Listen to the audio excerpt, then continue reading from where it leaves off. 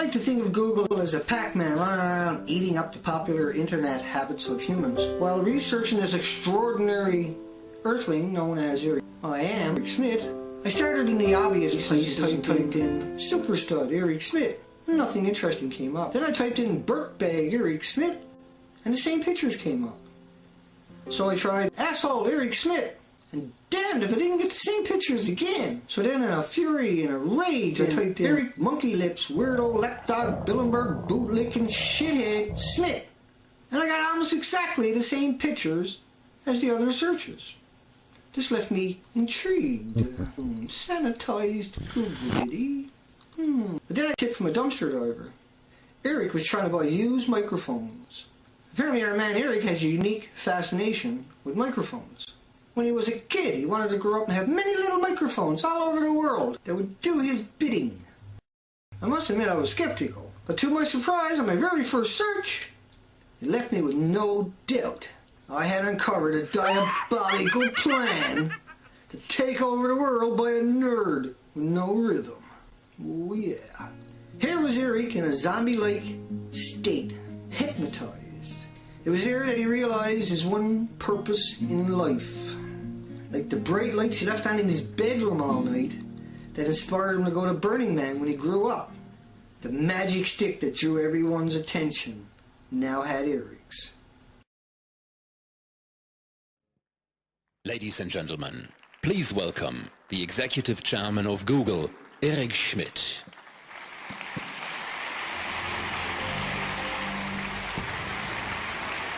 Thank you. Thank you so very much. I want to talk about the future. And depending on whom we're talking about, the future looks very different. There's a first group, which I'm going to call the privileged few. And this first future belongs to everybody who mostly start with big advantages in life. Madam Chancellor, a good education, Madam President, economic prosperity, Minister President. They tend to be the lucky few. And Mr. Kempf, German and Brazilian ministers, an unrepresentative minority, your content is stored because it will all be seamless. The early adopters, the computer scientists, the developers, the startup founders, or lucky birth. For this group, the future offers only what the limits of science can deliver.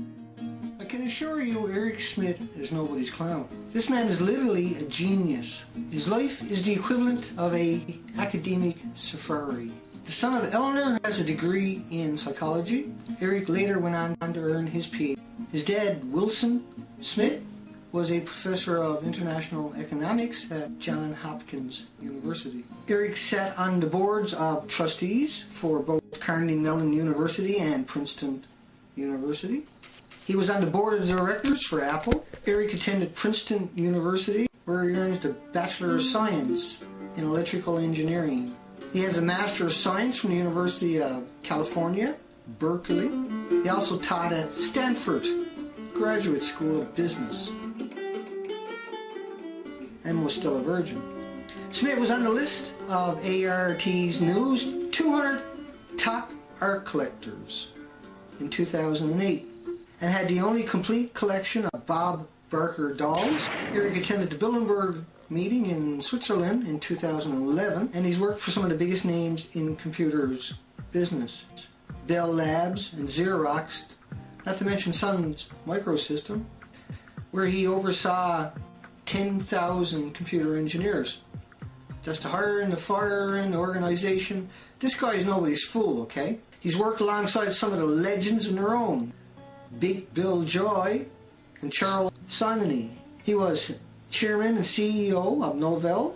Eric Schmidt was not only a campaign advisor and major donor to Barack Obama, Schmidt was also a member of President Obama's Transition Advisory Board, where his vision of a White House painted like a rainbow was ridiculed and rejected. He vowed to help elect President Obama so everyone would be too busy trying to survive to notice his broken heart. Schmidt is the current chairman of directors, the New American Foundation, a New York-based foreign policy think tank that suggested Mark Zuckerberg should obtain the Taj Mahal for Facebook's future headquarters. His wife is very pretty, same as his two recent girlfriends. in 2011 who, jealous of his Bob Barker anatomically correct doll collection, dumped him. Lisa Shields, communication director for the Council of Foreign Relations, a New York-based policy think tank that manipulates foreign countries and steals their resources.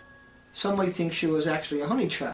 Eric was also dumped in 2011 by a concert pianist. Inside sources claim it was because of Eric's bizarre habit of cleaning her piano keys after each note and drinking tangerine out of condoms. Unnerved, the 33 illegal immigrant housekeepers, 2 of whom died after mimicking Eric's behavior, thinking he was a typical American. Now the reason Eric is always to the left in pictures was shortly after joining Google, he was shy, and in a moment of inspiration he decreed free booze and hookers in order to lure in decoders and IT specialists. And he had photoshopped a picture that was accidentally released with him sitting between Larry Page and Sergey Brin, who typically would never allow anyone to be pictured between them in pictures before, and were saving it for a guy who put cherries up his nose. But that isolation didn't bother Eric. After all, he grew up where every minute of every day was organized and orchestrated and optimized.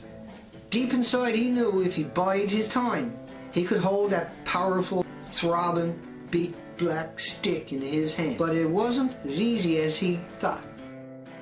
Larry and Sergey suggested first he needed to practice on a ball and just carry it around and talk to it whenever he could.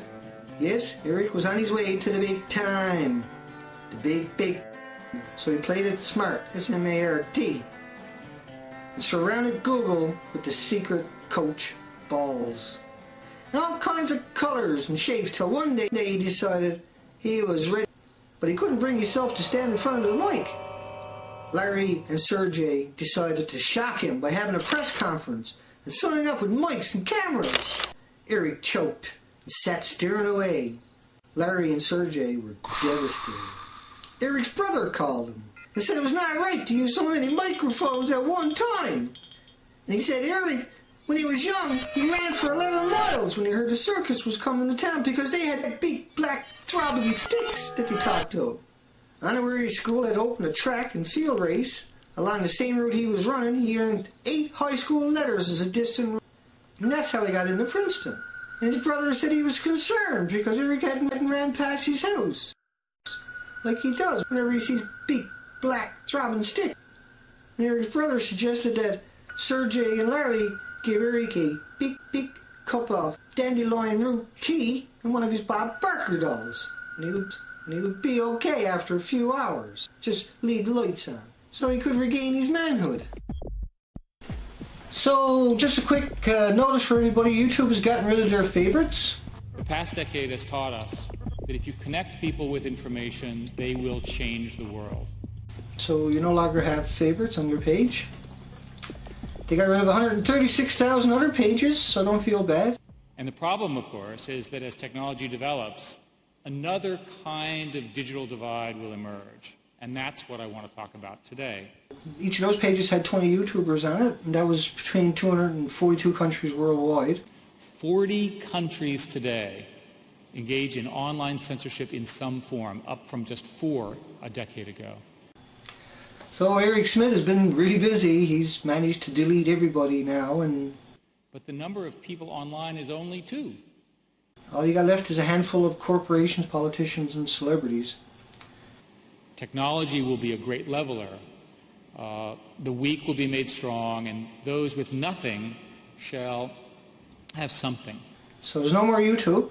It's just like every other major mainstream media on the planet now. It's just garbage. The network will become, if you will, a digital watering hole, a place where everybody gathers and they hang out. And communities will be drawn closer together. The people who access networks can engage in shared experiences, regardless of physical obstacles. I got 8,000 subscribers, and I guess YouTube is not sending my videos out to my subscribers no more because I don't fit into that paradigm. We must now act to avoid the rise of a digital caste system. We're not all born into families with laptops and high-speed connections, but all of us are blessed with creativity and imagination and a capacity for innovation. And so I'm lucky to get 50 views on a video now. I guess I'm going to have to actually find another place to go. It'll never have the words Google attached to it again, I can assure you. And I can assure you another thing, that there's 2.4 million people no longer have pages every 48 hours, and if they were to find out what YouTube has done in the last, say, 12 months, how they de-indexed everybody, all 136,000 pages worldwide in 242 countries, and just gave everybody a handful of corporations, politicians, and celebrities. This is the final lesson for the future. There will be elites. That's going to come out at some point. And you can kiss Android goodbye. It's gone. And Eric Schmidt, he's going to be the most hated person on the planet. No system of censorship can ever be absolute. There will always be chinks which clever, artful citizens will use to find information and organize to break free. Yeah, he don't care though. He's got $7 billion now. He cashed in all these Google shares. $7 billion in order to destroy several hundred million people's, all the murders and all the corruption. There'll be fewer places for dictators to hide, and it'll be far easier for communities to mobilize themselves against autocratic regimes. All the wonderful artists, all the amazing talent, all the amazing, absolutely incredible inventions. Imagine how much better the web would be. More innovation, more creativity, more opportunity. That he's managed to get rid of now. And now he's got rid of everybody's favorites. Technology empowers by its very nature, and ensuring universal access to each other, to the world, we can create a global community of equals. That's pretty heartbreaking, and never told nobody is what really makes it heartbreaking.